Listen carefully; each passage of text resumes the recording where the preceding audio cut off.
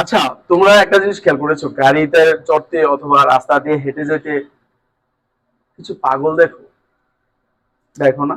কিছু পাগল রাস্তায় ঘুমিয়ে আছে, শুয়ে আছে, দৌড়াচ্ছে, পরনে কাপড় নাই, অনেকে অবস্ত্র অবস্থায় আছে।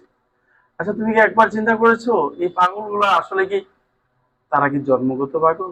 No, no, no, no. এগুলো জন্মগত পাগল না, এগুলো আঘাতের পাগল। এগুলাকে এমন আঘাত দিছে, এমন কষ্ট পাইছে, এই কষ্ট পাইয়া তারা মানসিক রোগে আক্রান্ত হইয়া তারা তাদের স্মৃতি শক্তি একদম সব হারিয়ে ফেলছে। এই জন্য তারা রাস্তায় থাকে। এখন প্রশ্ন হইল যে পাগল নিয়ে কেন কথা বললেন আপনি?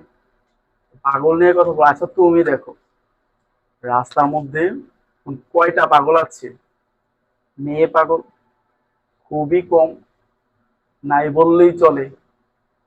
কিন্তু শত শত ছেলে পাগল আছে যারা কি বিভিন্ন ধরনের কষ্ট যন্ত্রণা পায়া পাগল হয়েছে, সবকিছু ভুলে ফেলছে। সেই জন্ম, যে মা জন্ম দিচ্ছে এই মাকে বলতে ভুলে ফেলছে, শিকল দিয়া রশি দিয়া বেঁধে রাখতে পারে না। কেন কষ্ট পাইছে রে ভাই?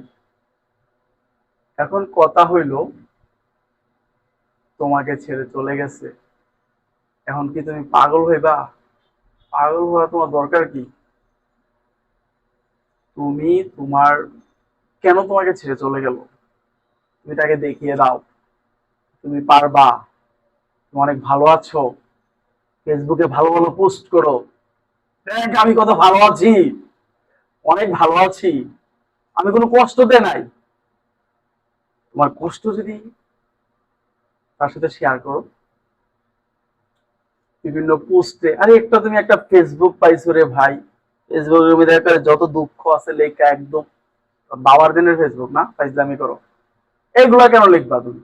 ভালো কিছু লিখো, ভালো কিছু করো, ভালো কিছু কইরা তুমি ফেসবুকে আপলোড দাও, অন্তরে জ্বলে জ্বলে জ্বলে, যাতে জ্বলতে জ্বলতে যাতে একদম ওইখানে যায় যা লাগে যে না, অনেক হয়েছে, আর না, আমি তো তার সাথে থাকলে ভালো থাকতাম। বুঝছো, লুবি মেয়েদের কথা। ঠিক আছে, তো আমার কথা কষ্ট পায় না সবাই। ঠিক আছে, ধন্যবাদ সবাই।